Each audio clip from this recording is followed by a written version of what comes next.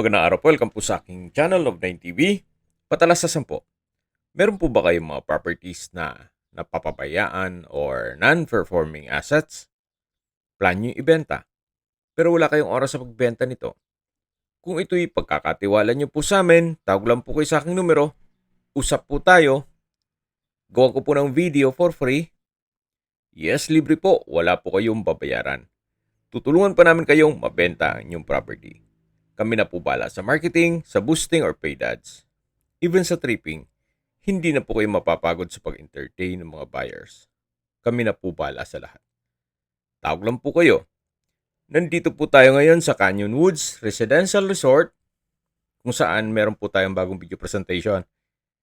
Isang house and lot na may lot area na 275 square meters. May floor area po ito na 200 square meters more or less. Meron po itong 3 bedrooms, 3 toilet and bath, family area. Meron pong basement na may isang bedroom at may toilet and bath.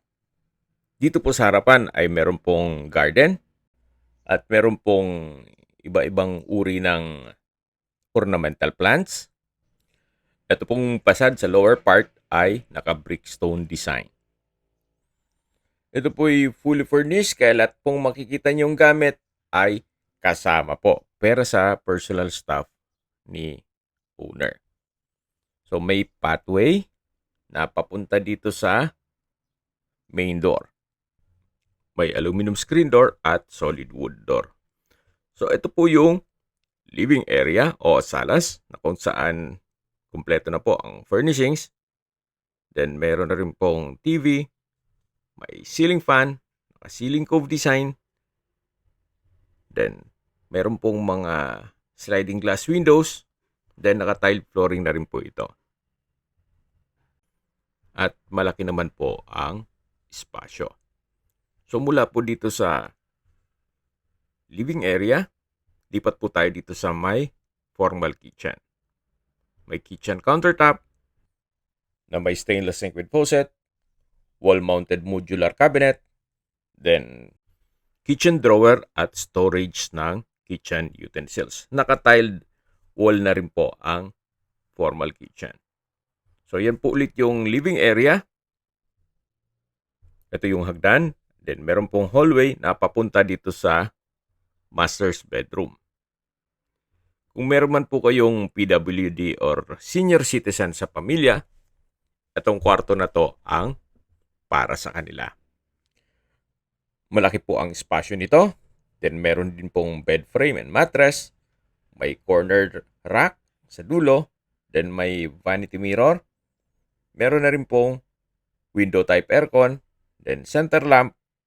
Sa dulo po ay may sliding glass window. At dito naman po ay may walk-in closet. So from floor to ceiling po yan.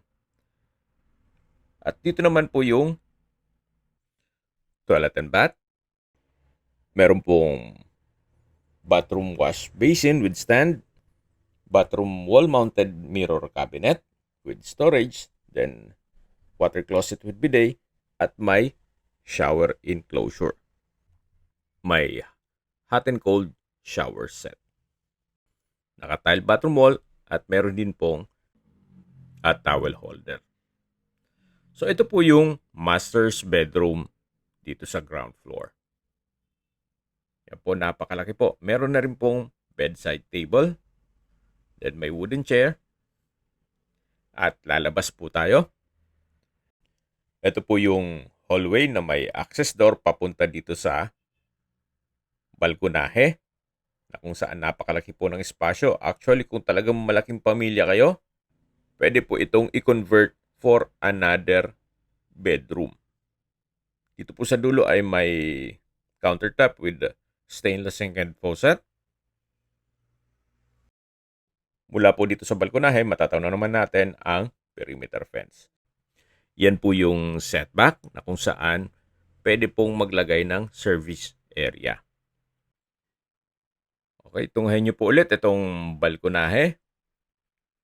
At dito naman po sa side na to, sa ilalim po nito ay yung basement na may isang kwarto at may toilet and bath. Na pwede pong gawing maid's room o staff room, or pwede pa rin pong gamitin na kwarto para sa inyong pamilya kung big family po kayo. Balik po ulit tayo dito sa hallway. Then madadaanan natin yung master's bedroom na naikutan na natin yan kanina. Then meron pong understair storage.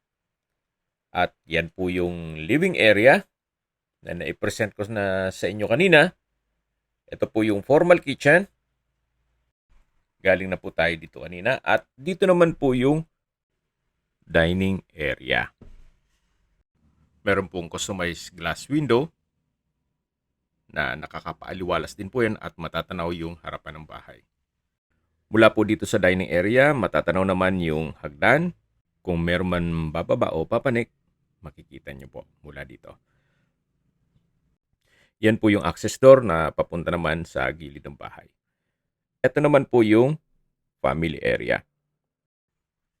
May glass window dito sa gilid at ito po yung sliding glass door na access papunta dito sa may maliit na balkonahe. So sa spasyo, sakto lang para pwede maglagay po kayo ng 2-seater na coffee table. Then ito po yung perimeter fence. Meron pong setback. So pwede po pong mag-garden dyan. Balik na po tayo dito sa loob. So mula po dito sa family area, matatanaw ang dining area, then sa dulo yung formal kitchen.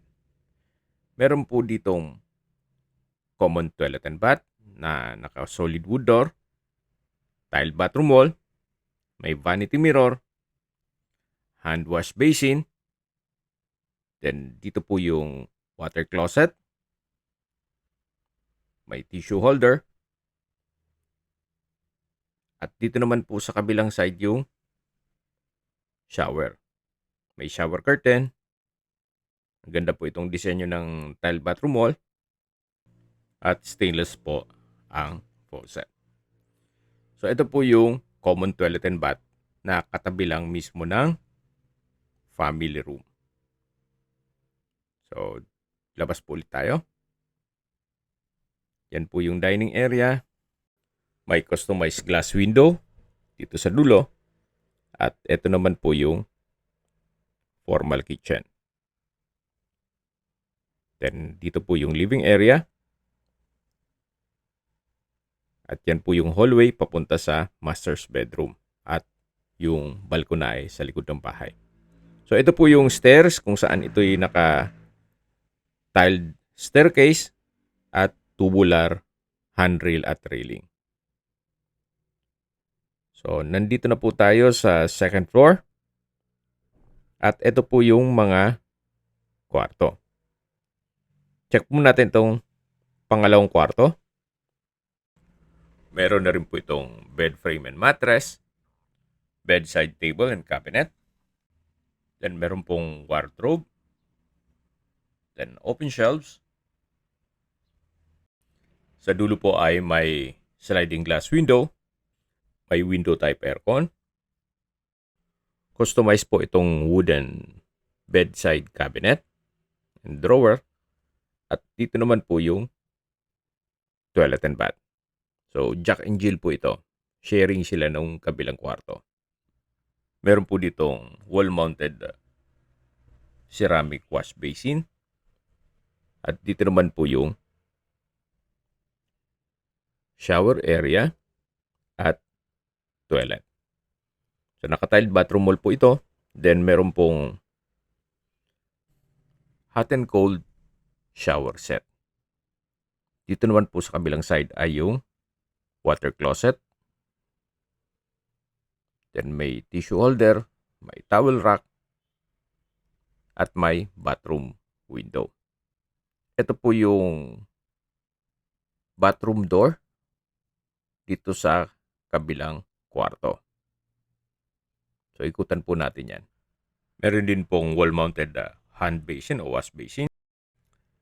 At balik po ulit tayo dito sa unang kwarto dito sa second floor o pangalawang kwarto na to sa buong bahay. Kaya po, tunghayan nyo po ulit. malaki naman ang espasyo nito. At lalabas na po tayo para check natin yung kabilang kwarto. So dito po sa side na to ay may sliding glass window na napaganda rin po ng tanawin. Yan po, meron pong mountain view. Napakaaliwalas po at kay gandang pagmasdan. So ito po yung view mula dito sa second floor. Check na po natin yung second bedroom na kinonvert nila sa entertainment room o music room. Then ito po yung tinutukoy ko na kwarto na may access din dun sa toilet and bath na kung saan dyan po tayo galing kanina. Okay, check natin yung window o sliding window na kung saan matatanaw din yung likod ng bahay. Sobrang tahimik po. Gawa nang wala ng kapitbahay dito sa likod. So, bakanting lote po yan. Meron din pong wall-mounted na wooden rack. Actually, open shelves supposedly ito. Nilagyan nila ng mga kanilang kagamitan. So, ito po yung pangatlong kwarto sa buong bahay. Habang naglilibot po tayo, singit ko na po ang distance, location, at travel time. Mula po sa Twin Lakes, ang distance is 6.4 kilometers at ang travel time is 12 minutes. Mula naman po sa Mendez Crossing, ang distance is 12.8 kilometers at ang travel time is 20 minutes. Mula naman po sa Tagaytay Rotonda, ang distance is 29 kilometers at ang travel time is 35 minutes. Kumpleto na po doon gaya ng malls, hotels, restaurants, banks, schools, church at hospital. Yan po yung lagi kong binabanggit sa aking video na dapat nyo i-consider sa paghanap ng property, yung meron pong malapit na hospital. Hindi ko naman po sinasabing sakitin kayo, yan naman po for emergency purpose lang naman. At mula naman po sa Manila o sa airport, ang distance is 76.3 kilometers at ang travel time is 2 hours and 28 minutes. So yan po yung setback. Then yung access door papunta sa family area. Ito po yung glass window mula naman sa dining area. Ito po yung harapan ng bahay na may pocket garden. At mula po dito, ito naman yung daan papunta sa basement. So may ilang steps ng stairs o hagdan dito. Bababa po tayo. Then may tubular handrail. So ito po yung tinutukoy ko na maid's quarter o staff room o another room. May salas or living area. Then may sariling kwarto na may sliding glass window. So hindi naman po siya kalakihan. At may sariling toilet and bath. Na maayos naman po ang toilet fixtures. Naka-tile bathroom wall at may water closet. Then may shower sa dulo. So paumanhin kung medyo makalat, gawa ng ito'y ginawa nilang stock room. Then naka-French door design na rin po itong pintuan. Bago tayo pumanik dito sa hagdan, ikutan po natin itong setback. Dito po sa corner side ay may grotto. Then ito po yung tinutukoy ko na pwede pong gawa ng dirty kitchen o service area. Yan po yung perimeter fence at yan po yung grotto. Okay, sa mga nag-skip po ng video, summarize ko lang po. Ito pong property ay nasa Canyon Woods. Ito po ay isang exclusive subdivision na kompleto po ang amenities gaya ng clubhouse, swimming pool, parks and playgrounds. Meron din pong 4-star hotel dito sa loob at 9-hole golf course. Meron din pong 24 hours security. Yan po. Tunghen nyo po itong kapaligiran, napakatahimik, sariwa ang hangin, at malamig po ang klima. Ang elevation po nito above sea level ay 1,640 feet. Okay, sa presyo na po tayo. Binebenta po ito ni owner sa halagang 9.8 million pesos. Net, ibig pong sabihin, si buyer na po ang sasagot sa lahat ng taxes at expenses with regards to documentation. Kung may mga katanungan po kayo, tawag lang po kayo sa aking numero. At sa mga kababayan naman natin na sa ibang bansa, meron po akong Telegram. Sa mga iPhone user naman, may iMessage. Meron din pong Imo, Skype, Viber at WhatsApp. Same number lang po, 0917-316-3399. Sa mga nagtatanong naman po ng aming Facebook, meron po kaming Facebook page na Nov9TV at Facebook Reels Video. Meron din pong ibang YouTube channel, gaya ng Nov9TV On The Spot, The Nov9TV Channel, at Nov9TV Listings. Sana po naibigan nyo ang video presentation. Paki-like and subscribe na lang po sa aking channel para ma-update din po kayo sa aking future listings.